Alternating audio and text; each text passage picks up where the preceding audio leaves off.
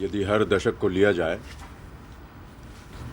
तो शुरुआत में ख्वाजा अहमद अब्बास को धन्यवाद दूंगा, क्योंकि उन्होंने सबसे पहले मुझे अपनी फिल्म में काम दिया, साथ हिंदुस्तानी में। फिर उसके बाद ऋषिकेश मुखर्जी, और ऋषिदा के साथ मैंने सबसे ज़्यादा फिल्में की हैं उनके निर्देशन में।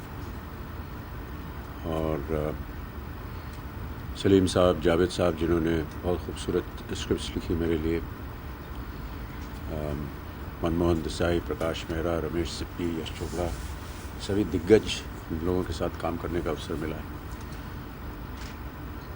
ये उनकी ओर से जो योगदान था वो मैं ज़्यादा महत्वपूर्ण समझता हूँ, क्योंकि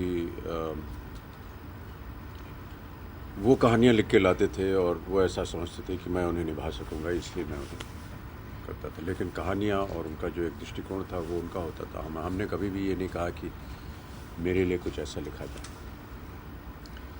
उस दशक के बाद फिर मुकुल आनंद, टीनू आनंद के साथ अवसर मिला। मुकुल आनंद जिन्हें हम खो चुके हैं अब। एडवर्टाइजिंग वर्ल्ड से थे वो, और उनकी एक अद्भुत एस्थेटिक सेंस था उनका, जिस तरह से वो फ्रेम बनाते थे, जिस तरह से वो फिल्म को शूट करते थे। टीनू आनंद के साथ कई फिल्में की, शहंशाह और कालिया और मैं आज़ाद हूँ, जो कि जावेद साहब ने लिखी थी, और कहानी के तौर पे मुझे बहुत अच्छी लगी। शायद उस फिल्म ने इतना सफल बॉक्स ऑफिस पे अपना रंग नहीं दिखाया। फिर उसके बाद करण जौहर और आदित्य चोपड़ा का दशक आया, उसमें सब उनके साथ काम करने का अवसर मिला। और अब इस दशक में नए उभरते हुए निर्देशक आर बाल्की, सुजॉय, और अब जितनी भी नई पीढ़ी है उसके साथ काम करने का शायद अवसर मिलने वाला है। प्रकाश झा के साथ पहली बार काम किया, और अब आने वाले दिनों में बस यही उम्मीद रखता हूँ कि जो नए उभरते कलाकार हैं उनके साथ काम करने का अवसर मिले, और काम मिलता रहेगा तो काम करते रहेंगे। मैंने तो कभी माना नहीं कि इसको इस दृष्टिकोण से लेना चाहिए, बल्कि तो बड़ी मूर्खता होगी। लेकिन जैसे आम किसी का जन्मदिन होता है वैसे मेरा भी होता है, और आप लोग इतनी भारी तादाद में आते हैं, उसका प्रचार करते हैं, तो थोड़ा सा महत्व मिल जाता है हमें। कोई ऐसी ख़ास याद तो नहीं है, लेकिन जैसे आम बच्चों का जन्मदिन मनाया जाता था वैसे हमारा भी मनाया जाता था। शायद फ़र्क उस ज़माने में ऐसा था, ज़माना तो नहीं कहना चाहिए, उस उम्र में सभी जब छोटे होते हैं तो बड़े उत्सुक रहते हैं कि कब हमारा जन्मदिन आएगा, दावत दी जाएगी, बच्चे आएंगे। लेकिन अधिकतर जो नज़रिया रहता था वो ये कि हमारे को गिफ्ट क्या मिलने वाला है। और जब छोटे होते थे, जब भी दावत दी जाए बच्चों के लिए, तो सबसे पहले हम लोग जाकर उससे पूछे क्या लाए, क्या मेरे लिए ऐसा। और अब जैसे जैसे दिन बीतते गए, अब ऐसा लगता है कि एक और साल बीत गया। मटीरियलिस्टिक गिफ्ट मुझे कभी भी पसंद नहीं आया। ये लोगों का प्यार और आदर मिलता रहे, माँ बाबू जी का आशीर्वाद था जब तक, उसके लिए मैं अपने आप को भाग्यशाली समझता हूँ। अभिषेक और श्वेता ये दो सबसे बड़े उपहार हैं मेरे लिए, और अब पोती आराध्या और अगस्त्या और नव्या नवेली, जो कि मेरी बेटी के बच्चे हैं, यही मेरे लिए सबसे बड़ा एक तोहफा है। In a sense, you know, I have never dreamed about doing anything, I have just flown along with time. I'm just very fortunate that I've had the blessings of the Almighty. I've had the parentage that I had from my mother and from my father. I'm very happy with my the family life that I have conducted. And, just the love and affection of the people of this country who have stood by me, not just because of the fact that I was in a medium which was popular and made you look larger than life, but in many of my personal moments and in emotional moments, the people have always shown their affection towards me. In particular, every time that I have been, down with some kind of an illness or an accident, particularly in the 1982 accident, I am almost certain that it was the prayers of the fans and the people that pulled me through, and that is a huge debt which I shall never be able to repay, and I hope that I never have to repay because I would like to carry that love and affection with me. ऐसा तो मुझे नहीं लगता है, मुझे लगता है कि हर वर्ष एक और वर्ष बीत जाता है, और इस उम्र में आकर के जब एक वर्ष बीत जाता है तो बहुत सी चीज़ें आपकी उम्र के साथ कमज़ोर होती जाती हैं, आँख कमज़ोर हो जाती है और शरीर थोड़ा सा ढीला पड़ जाता है। लेकिन अगर मैं मानता हूँ कि अगर आपने किसी चीज़ के लिए अपनी अनुमति दे दी है या निर्णय कर लिया है कि इसको करना है, अनुमति ज़्यादा आवश्यक है समझता हूँ। ना दें अनुमति, ना काम करें, वो दूसरी बात है, लेकिन एक बार अनुमति दे दी फिर उसके ओर प्रयत्नशील होना और अपना पूरा दिलो जान लगा करके उसमें काम करना, ये मेरा कर्तव्य बनता है। उसको करते समय यदि ऐसा आपको लग रहा है कि मैं और जवान होता जा रहा हूँ तो ये गलत धारणा होगी, लेकिन हाँ, जो काम मिलता है उसे कर देते हैं, जो शरीर जहाँ तक साथ देता है वो देता है, नहीं तो बैठ जाते हैं घर। नहीं, मुझे ऐसा लगता है कि अगर आपने किसी को समय दिया हुआ है तो उसका पालन करना ये आपका सबसे पहला कर्तव्य होना चाहिए। आप जब कोई प्रोड्यूसर जो है बहुत ही तौर तरीके के साथ आपका एक कॉल शीट बनाता है, अन्य कलाकारों को, टेक्नीशियंस को सब एकत्र करता है और कहता है कि इस समय ये होगा, इतने समय पे ये होगा, तो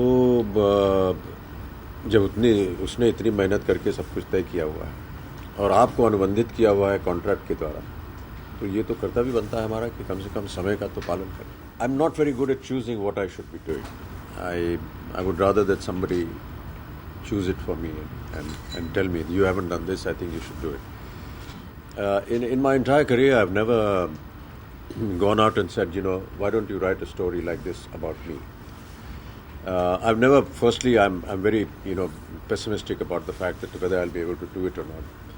But once somebody comes up with an idea and tells me that this is what you should be doing, then I take it up as a challenge and see what I can do. I could never have thought of playing a 13-year-old progeria victim in Pa, or Alzheimer victim in Black, but if somebody has designed something for me, then I would look at it and say, yes, I will give it a shot. So I have never really gone out looking for something. So I hope that there are people and directors who are still thinking of working with me and designing something which I may not have done. परिवर्तन मैं ऐसा समझता हूँ हर 5-10 साल बाद होता रहा है। 60 और 70 के दशक में शायद समय ज़्यादा था लोगों के पास और लिखावट अच्छी होती थी, अच्छे अच्छे शब्दों का इस्तेमाल होता था, लिरिक्स गाने बहुत खूबसूरत लिखे जाते थे। लेकिन धीरे धीरे अब देख रहे हैं कि रफ्तार जो है वो बढ़ गई है और जो जवान पीढ़ी है, नौजवान पीढ़ी है, वो शायद विश्व भर में सबसे ज़्यादा जिनकी संख्या है जवान पीढ़ी की, वो भारत में है और वो फिर हमको डिक्टेट करते हैं कि क्या वो देखना चाहेंगे, कैसे देखना चाहेंगे।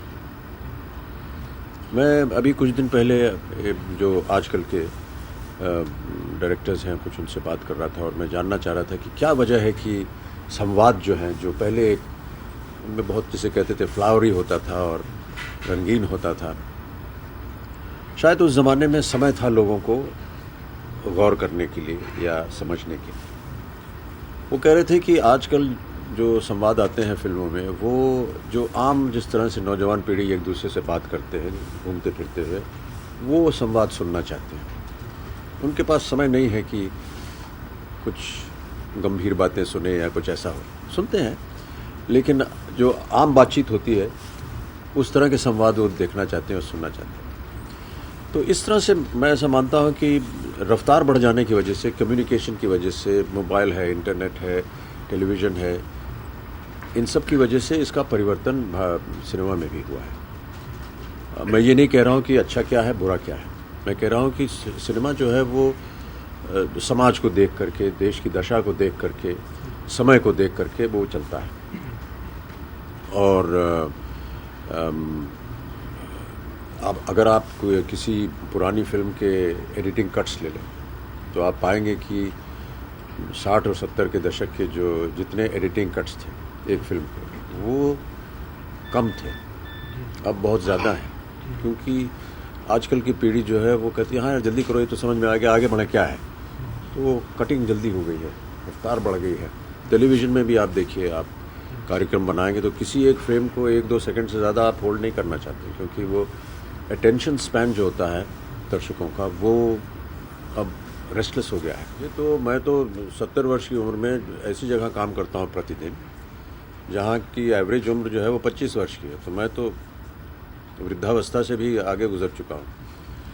लेकिन उनके जोश को देख करके, उनके अंदर जो एक उत्साह है उसको देख करके बहुत अच्छा लगता है, और मैं ऐसा मानता हूँ कि उससे मैं कुछ सीखता हूँ बजाय उसके कि उनकी निंदा करूँ। एक बार कैमरा के सामने जाना हमारे लिए एक बहुत अच्छा क्षण होता है। मैं उत्सुक रहता हूँ मैं कि अब आज क्या है, क्या नया किरदार निभाना है, किन लोगों के साथ काम करना है।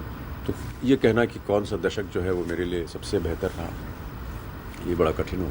इंडस्ट्री एक्टिंग के तौर पे देखा जाए तो दिलीप साहब को मैंने माना है, वाहिदा जी को माना है हमेशा, और वो मेरे आइडल्स रहे हैं और रहेंगे।